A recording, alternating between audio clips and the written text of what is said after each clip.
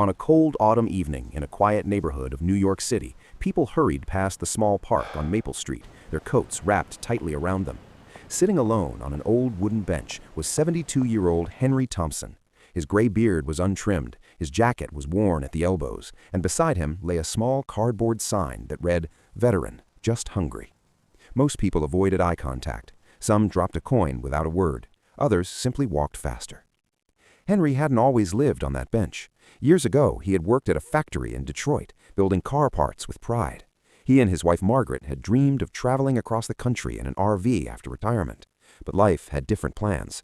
The factory shut down. Medical bills grew after Margaret fell ill.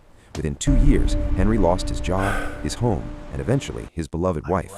The RV dream turned into a park bench reality. We'll get through this. One evening, as the sky darkened and the wind grew sharper, a 68-year-old widow named Eleanor stopped in front of him.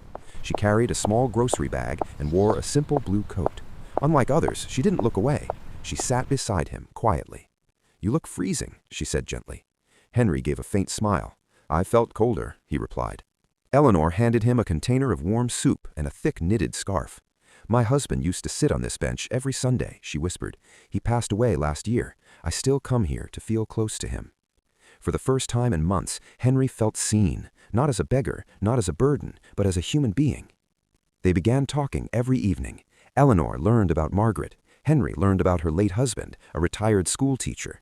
Their conversations turned into shared laughter, shared memories, and shared silence that didn't feel lonely.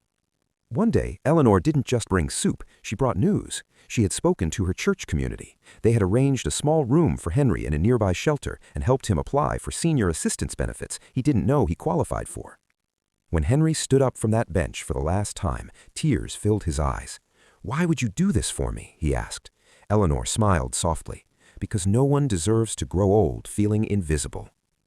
Weeks later, Henry looked different. Clean clothes, trimmed beard, and hope shining in his tired eyes. But every Sunday evening, he still returned to that bench, not to beg, just to sit beside Eleanor, sharing soup, stories, and the warmth of simple human kindness. Because sometimes the greatest gift isn't money, it's being noticed.